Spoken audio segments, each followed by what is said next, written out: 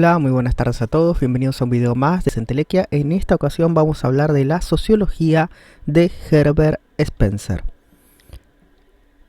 Como bibliografía estaré recomendando Herbert Spencer y sus doctrinas sociológicas de 1907. Spencer es uno de los pensadores, de los precursores del pensamiento sociológico, del pensamiento social, junto con Auguste Comte y Saint-Simon. En cuanto a su teoría sociológica, vamos a ver la teoría de la evolución, su liberalismo y el siempre controvertido tema del darwinismo social, pero eso lo veremos al final del video. Como había afirmado Lorenz Arnaiz, toda sociología supone un concepto, un supuesto básico subyacente acerca del ser humano, del individuo, de la sociedad y, en última instancia, del sentido último de la realidad, de que está hecha la realidad misma, en un aspecto más bien inmanente o metafísico. En cuanto a esta última afirmación, podemos mencionar la teoría general de la evolución de Herbert Spencer. Él afirma, junto con el pensamiento evolucionista de la época, que la evolución procede de lo simple hacia lo complejo y de lo homogéneo hacia lo heterogéneo, hacia lo diverso. Fundamentalmente, esa es la estructura misma de la cual está hecha la realidad, material, biológica. Incluso a esta ley obedece la evolución de las sociedades humanas. Por lo tanto, esta es la que va a regir también la evolución de las distintas sociedades que él va a describir. Pienso ahora que, por ejemplo, esta ley de lo simple a lo complejo o de lo homogéneo a lo heterogéneo se utiliza, por ejemplo, en psicología de desarrollo para describir el desarrollo. La evolución de las sociedades, por lo tanto, dará lugar a varias categorizaciones según el autor: sociedades simples y complejas, y por otro lado, en otro orden de cosas o otro tipo de categorías, sociedades militarizadas y sociedades industriales.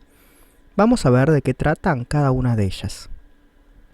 Las sociedades simples son aquellas sociedades donde no hay casi diferenciación, es decir, hay poca o nula división del trabajo social, como plantearía Durkheim, y son más bien homogéneas, donde, todos saben hacer todos.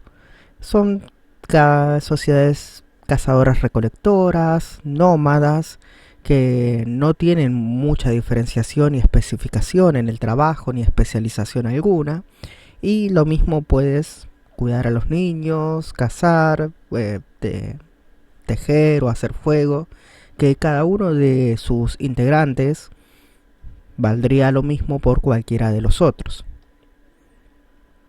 Este tipo de sociedades simples, que pueden tener subdivisiones según tengan algún tipo de organización o administración, algún tipo de líder o gobernante, estable o no estable, va a pasar a sociedades complejas. Las sociedades complejas tienen ya funciones especializadas, una división del trabajo social, división de tareas, y son, por lo tanto, más heterogéneas o más diversas, al haber más especificación en lo que cada uno hace. Básicamente, por la unión de varios grupos de clanes, sociedades simples, se va a ir gestando una sociedad más densamente poblada, más compleja, surgen los primeros poblados y ciudades, y por lo tanto la especialización de cada uno de los individuos que lo componen para una tarea especializada. Hemos de decir que si las anteriores eran más bien cazadoras, recolectoras o nómades, es más propio de las sociedades complejas ser sociedades obviamente sedentarias o establecidas en un punto fijo y más bien dedicadas a la agricultura, a la ganadería, a la producción después manufacturera y al comercio.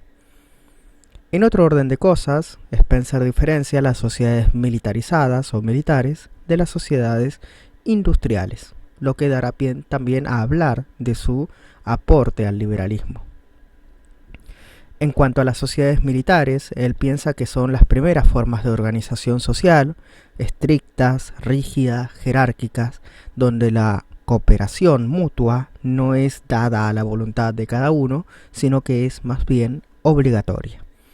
Vamos, las sociedades del tipo espartana, de vivir en común, en barracones, compartir todo y obedecer rígidamente a la autoridad militar, que es la que decide las cosas, ya sea esta unipersonal o una pequeña asamblea de pares, de primer interpares, etc. Este tipo de sociedades son las primeras formas de organización social y obviamente son más rígidas o estructuralmente más rígidas. Otro tipo de sociedades completamente diversas y distintas a las primeras son las sociedades industriales. Las sociedades industriales son más avanzadas y complejas y se caracterizan fundamentalmente porque en este caso sí, la cooperación es voluntaria. No estás obligado o no tenés obligaciones para con el grupo y para con el líder del grupo, sino que más bien es producto de un pacto común que beneficia a todos. Spencer también es recordado por ser un gran baluarte del liberalismo del siglo XIX, por ejemplo en libros como El individuo contra el Estado, de lo cual podemos tomar ideas como por ejemplo de tener un Estado mínimo reducido a su mínima expresión y obviamente hacer hincapié o hacer prevaler la libertad individual. Por último queda el siempre controversial y políticamente incorrecto tema del darwinismo social. Hemos de decir que si bien todos recordamos a Darwin por la teoría general de la evolución de las especies, era una idea que más o menos se barajaba en la época en los círculos filosóficos en los cuales se movía Spencer, y Spencer es más bien un precursor de la teoría de la evolución, como habíamos visto al comienzo, de lo simple a lo complejo, de lo homogéneo a lo heterogéneo, y precisamente esto en un sentido filosófico, es decir, de que está hecho en la realidad misma, no en el sentido de la evolución biológica de una especie a otra, como lo plantearía Darwin tiempo después.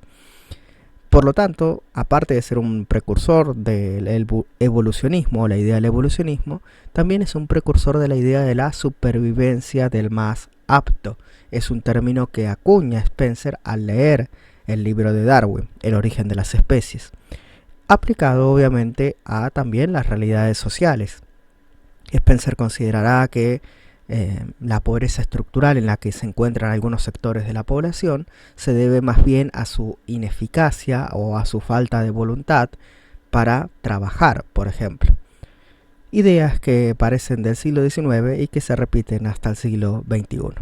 Hasta aquí nuestro brevísimo, curioso y caótico repaso por la sociología de Herbert Spencer. Espero que te haya ayudado para mejor comprender al autor. Si así ha sido, por favor, compártelo. De esa forma me ayudas muchísimo en la divulgación de este canal de Sociología y Ciencias Sociales y me ayudas a llegar a muchísimas más personas.